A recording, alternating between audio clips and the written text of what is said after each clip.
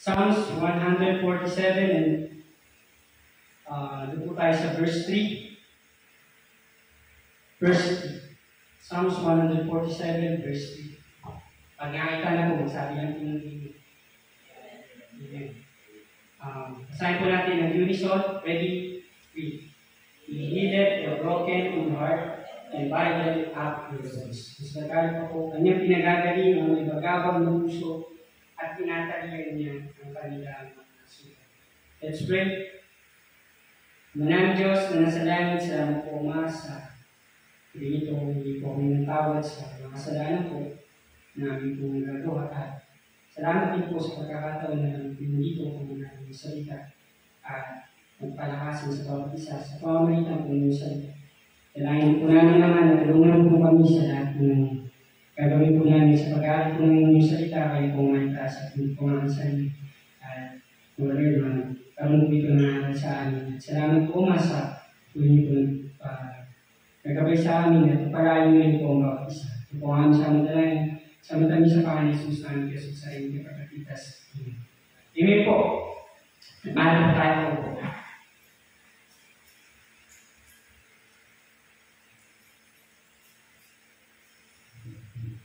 Ang title po ng ating pag-aaralan ngayon ay patungkol po sa God heals the broken heart. God heals the broken heart. Nagagaling ng Diyos ang mga wasak na puso. Akala natin ang wasak na puso ay yung relasyon na meron silang relasyon din nagkaroon ng pag-iwalay. Akala natin yung broken heart, hindi. Isa sa mga broken hearted, alam mo kung ano? Alam mo yung pinaka-broken hearted na hindi akaway? Alam mo kung ano? Yung matinding broken hearted. Ang pinaka-matinding broken hearted, yung hindi pa nakakakilala sa Panginoon. Eh, ang pinaka-matinding broken hearted, yung mga hindi pa nasishare ng gospel. Or may mga nasishare ng gospel, pero hindi nila naiintindihan kung unawaan yung salita ng Diyos. Ang title po ulit is about God heals the broken heart. God heals the broken heart. Pinapagaling ng Diyos ang mga taong sa puso. Ngunit para mapagagaling kung ayaw mo pagaling. That is the reason. Ang nangyayari sa mga Kristiyano. Alam niyo po na bilang sa mga Kristiyano, darating talaga ang panahon na tayo ay masasaktan. Diba? Lalo na tayo sa panahon natin. Lalo na kapag tumatagal ka, napakarami natin pinagdadaanan. Ang dami natin circumstances na pinagdadaanan sa buhay, problems, lahat, alam-alam na. Marating ang point na ayoko na. Ayoko na. Masasaktan na ako, nihirapan na ako. Minsan, nangyayari ang mga bagay niya, minsan yung pagkawala ng isang mahal natin sa buhay. Naranasin yung mawala ng mahal sa buhay, like mag-broken, or isa sa mga nakakapag-broken sa atin. In real life, na mawala ng isang magulang. Ako sa edad ko na 8 years old, nawala ang aking nanay. Sabihin, mahirap pagka ikaw ay wala kang nanay, sapagkat ang nanay, ilang sila basta pumangira, nag-aalaga sila. At sila yung mga masakaso. Mahirap ang mawalan ng isang mahal sa buhay. Alam ko na kung naranasan nyo man yun, napakahirap. Ano pa? Yung kabiguan sa buhay. Hindi kung okay na eh, naabot mo na, bigla na lang nawala. Nabibigo ka. Maraming pagkakataon sa buhay natin na nabibigo tayo, tama? Hindi lang sa gusto natin, pati na rin sa ayaw natin. Minsan may mga ayaw tayo na gusto ng Diyos. Ayun, others. Baka yun ang nalobat. Ayun natin yung nalobat.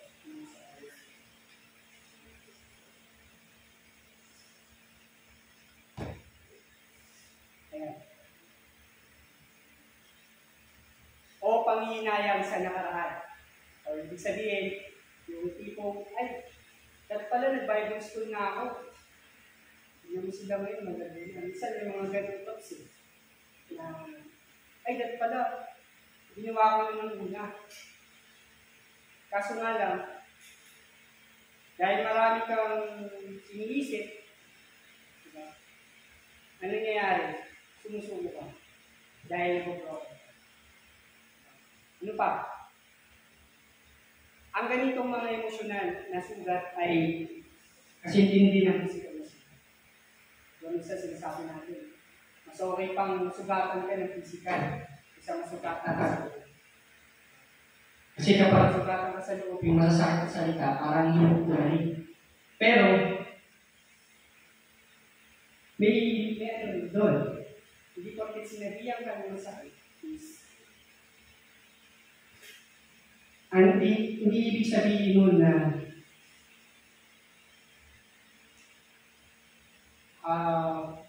napaka-judgmental ng tao. Hindi. Ginagawa nila yun dahil marunong pa. Ganun isa, syempre, alam ko, isa kailangan din natin ma-broken. Kailangan din natin masaktan. Kailangan din natin mahirapan. Kasi doon tayo, imumol ng Diyos. Alam nyo, lagi na natin naririnig kahit sa social media.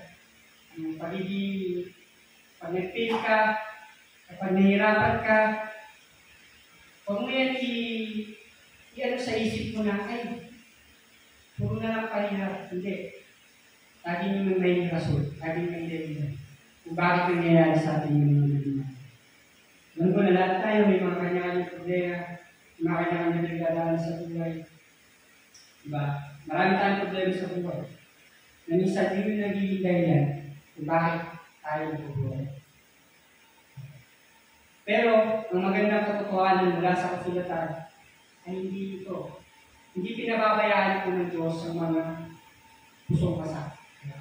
Sabihin ng Diyos, lagi siya nandyan. Magagalingin niya tayo. Ihihil niya tayo, gagawin niya tayo. Ang ating Diyos po ay mapagmahal. Amen. Mabagay, malapit sa mga nasasaktan. Kaya nga sabi ko kanina, question ko kanina, hindi yun nasagot. Isa sa mga matitindro ko natin, yung mga wala pa, Kristo sa buhay. Yung mga hindi pa nakakilala sa Diyos. Kaya lang matinding broken. Hindi lang yung broken na sa relationship. Hindi na matinding broken, yung mga wala pa Kristo sa buhay. Hindi lang siya nanonood mula sa langit. Lumalapit siya. Hindi lang nanonood ang Panginoon. Kundi siya ay lumalapit at sumasama sa ating pag-iusap. Hindi nga yung ginawa ng Panginoon. At hindi ang kanyang dinanis. Dapat tayo na siya, na tayo yung tao siya na yung natin. Ngayong gabi nito mga kapatid, tutupasin po natin yung tatlong bagay na mabibigay yun sa atin at katotohanan kung paano tinutulungan ng Diyos ang mga liwasak. Alam niyo po ba, point number 1 na makikita natin dito is about, number 1 is God sees your pain. God sees your pain. Ang Panginoon,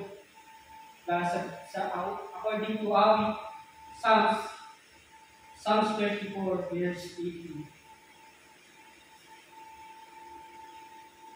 Yan, sabi po dyan, the Lord is nigh unto them that are of a broken heart, and saveth such as be of a contrite spirit.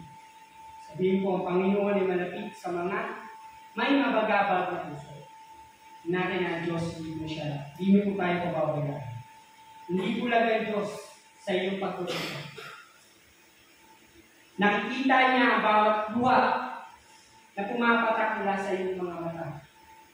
Bawat buntong nanginginom natin na lumalabas sa iyong dibdib, minsan ay pakiramdam natin nag-iisa tayo. Minsan, kapag ganitong mga pagkakataon na nahihirapan tayo, sasaktan tayo, akala natin, isa lang tayo. Sa ating sakit, dahil hindi ito napapansin ng ibang tao. Hindi sila nakikialam, pero ang Diyos ay laging nakakakita. Sa kanil ng tao, kala nila. Parang wala lang, natawa-tawa lang. Pero, nakasaktan na pala. Kaya nga mahalaga rin makamusta natin yung mga kapatid natin. Kahit simpleng kamusta lang, simpleng hi, hello. Pero alam niyo po ba, na alam niya kung kailan mabigat ang puso na hindi mo na kaya magsalita. Minsan mga kapatid, ang Panginoon, kahit hindi mo pa sabihin, yung bigat na nararamdaman mo, alam niya na. Kasi minsan, ginagawa ang pilosopo ng tao, hindi na ako mag-pray. Alam na ng Diyos ito, pray ko. Hindi ganun. Gusto pa rin ng Diyos na nilalabas ko sa kanya yung nararamdaman mo. At ang gusto ng Panginoon ay yung mga bigatin natin, ibigay natin sa Diyos. Kahit alam niya ng Panginoon na gusto ng Panginoon sa atin ay magkaroon tayo ng tinatawag, kausapin natin siya. At nakikita niya din po ang mga tahimik mong pakikibaka na hindi nakikita ng iba. Diba? Akala mo, mag-isa ka lang sa laban. Hindi, kasama mo ang Diyos. Kung may mga pinagdadaanan tayo sa buhay, kasama natin palagi ang Diyos. Nga lang, tayo lang isa na kasama natin ang Diyos, pero hindi natin pinaparamdam na sa Diyos, nakasama mo siya. Ayun ang nangyayari. Si Lord, lagi natin siya kasama. Hindi siya isang Diyos na malayo. Siya ay malapit. Lalo na kapag kayo nasasaktan. Pinakristyano. Diba? Pag nasasaktan tayo, hihirapan tayo. Minsan, gano'n mga unbeliever. Pag may sakit sila, tsaka sila lalapit sa Diyos. Di nga lang ang believer gumagawa nun, pati believer. Ginagawa nila yun.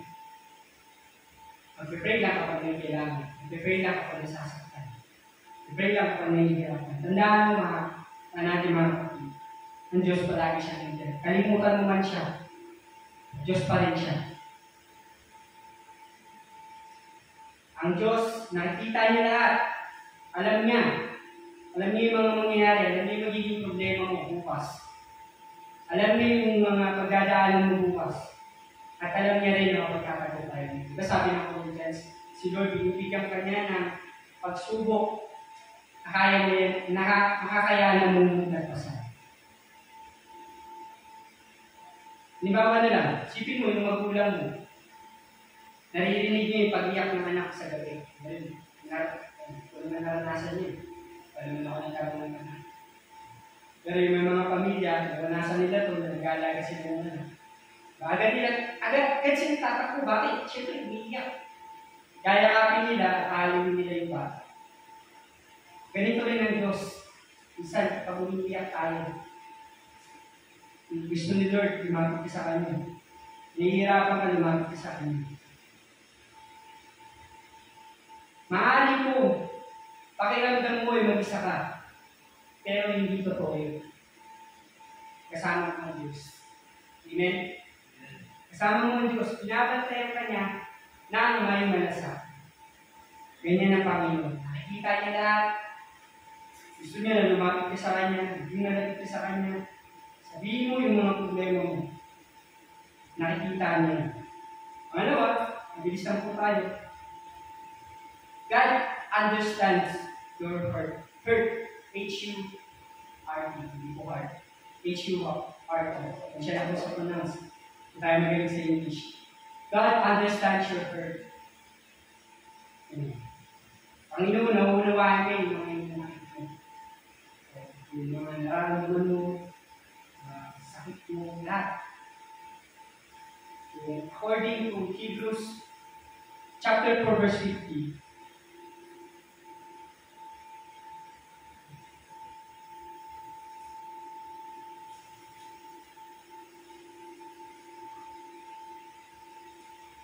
sabi po dyan, seeing then that we have a great high priest that is passed into heaven, Jesus the Son of God, let us hold fast our profession. Diba? Ang talatang ito ay nagpapaalala sa atin na si Jesus ay hindi malayo sa ating sakit. Naranasan niya ito mismo. Mismo ang Panginoon, mga kapatid. Naranasan niya mga prophet. Diba?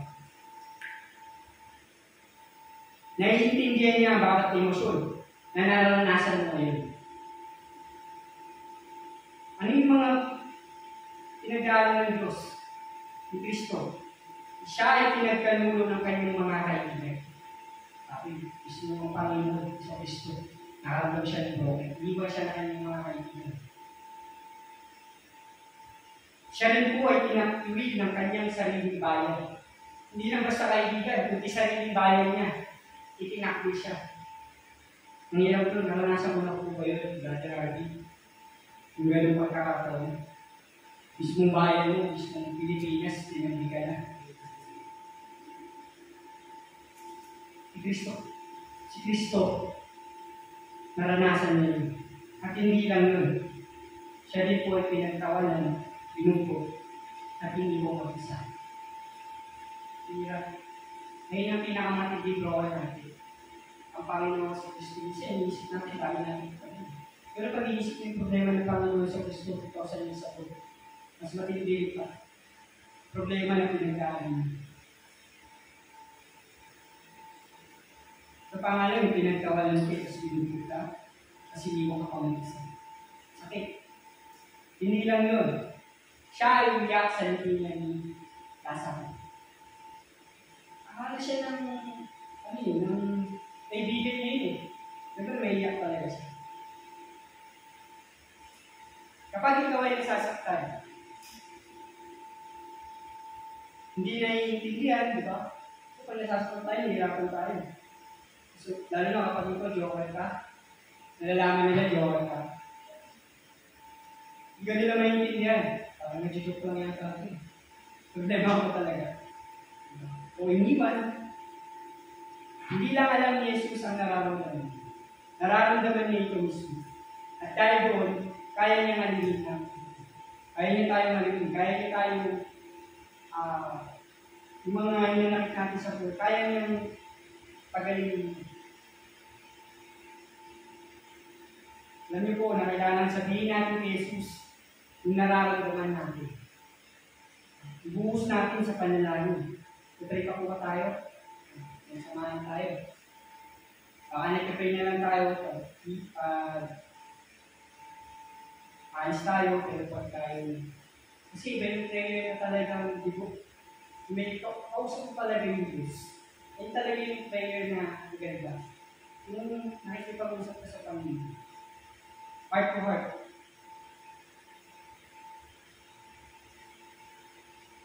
Hindi siya nasusukulan sa iyong sakit. Tinatanggap niya. Tinatanggap niya ng Panginoon. Inaaniyakan ni Jesus na lumapit kahit kasap po yung ating puso. At tulungan niyo. Alam niyo po, minsan, dati, alam niyo po yung mga nawawala sa Diyos. Alam niyo bakit sila? Kung bakit ayaw nilang magsimba. Isa dito sa mga naranasan niyo. Kasi bakit? Laging iniisip na, kaya po kasi nagagawa mali. Dami ko kasi kasalanan. Ay ayoko, or sa Christian life pa natin, or believer ka na, ay ayoko mag-conduct, ay ayoko mag-songit, di ako makakap. Dami kong mali. Ayoko umabot sa Panginoon. Ayoko umabot sa ministry, madami akong pagkukulang, di ako makakap. Pero hindi dapat ko yung maging attitude natin. Kaya mga kapatid, sabi ko sa Isaiah chapter 50 verse 2. Isaiah 55 verse 2.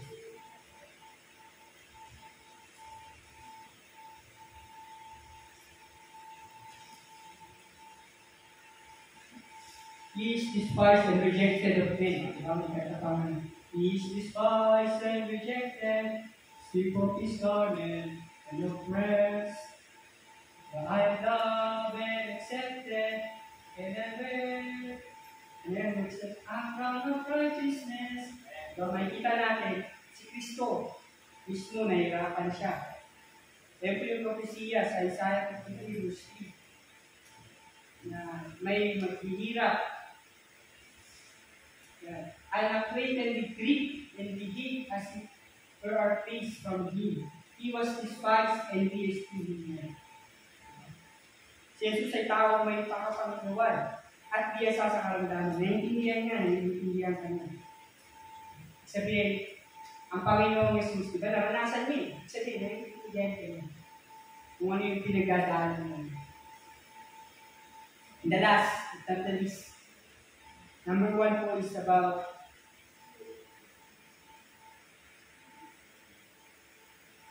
God sees your pain. Nakita ng Diyos yung pain mo. God understands your hurt. Yung mga hinanap mo. Bakit? Kasi naranasan din ang Panginoon sa Kristo eh. Yung mga hinanap na pinagdadaanan mo. And last, ito po yung last po is God heals through His Word and presence. God heals through His Word and presence. Para makita na kanyang salita, tayo po ay gagawin. And according to Psalms 107 verse 3,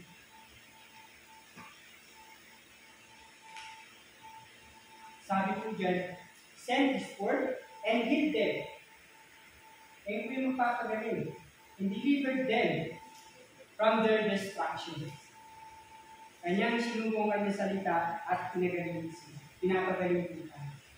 At sa may Matthew 11 verse 28, ano naman po natin ito, kaya katalo natin. Kaman po,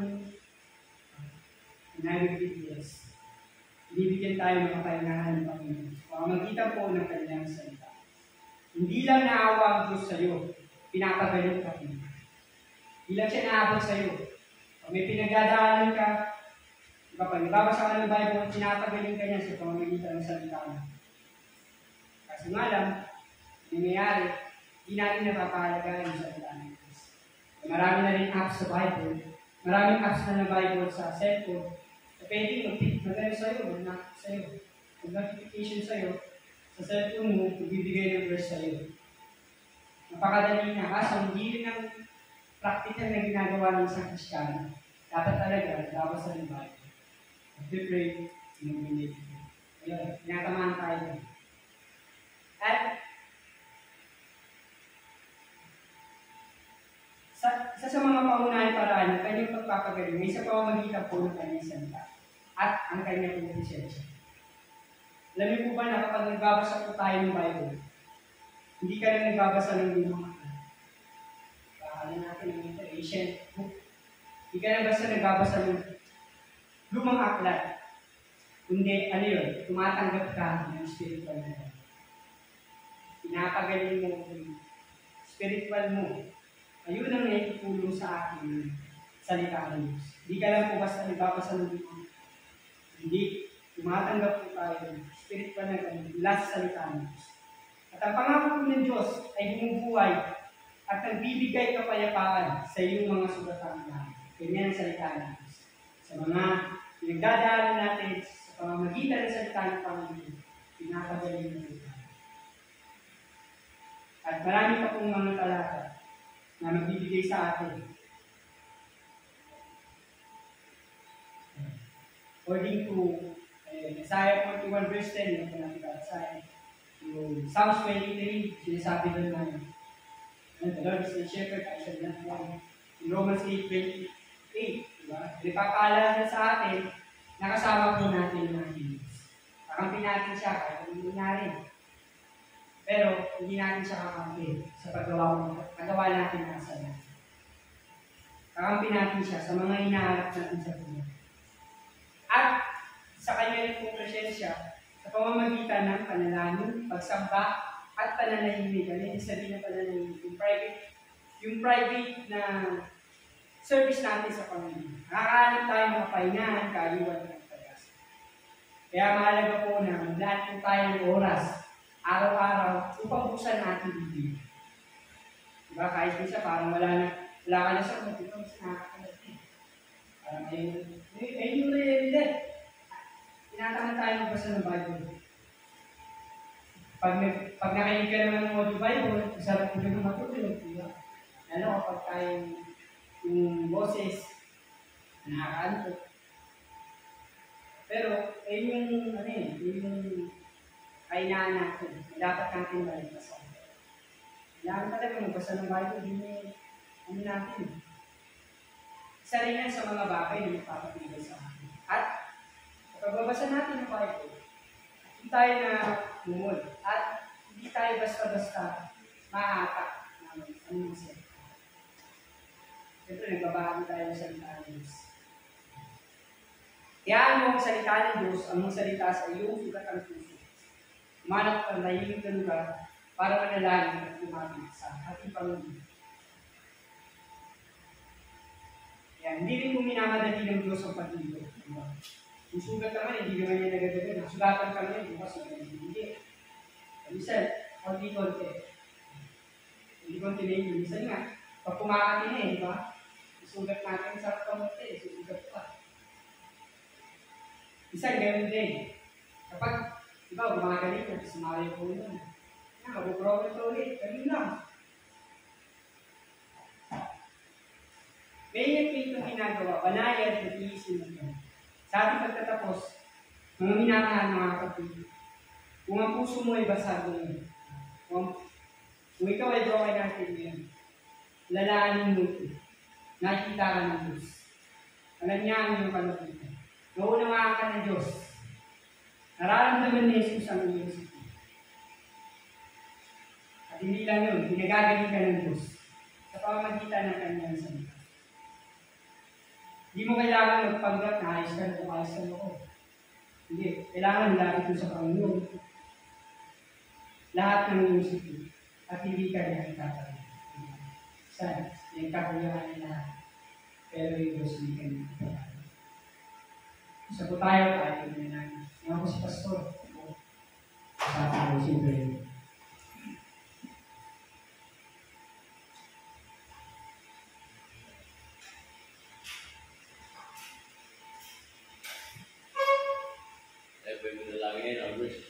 Father, we thank you so much. Salamat sa mensahe niya sa iyo, langit ng Diyos. Kami po yung palalahanan mula sa inyong salita. If there is something for you tonight, let's pray into your hearts. Be reminded of God's word. May mga prayer requests ka na hindi nakaayos ng nakalakasan. May mga pagkukulang ka na nais mo i-commit sa Diyos. Kaya magiging ka pa. You are free to come, kneel down, to pray and pray.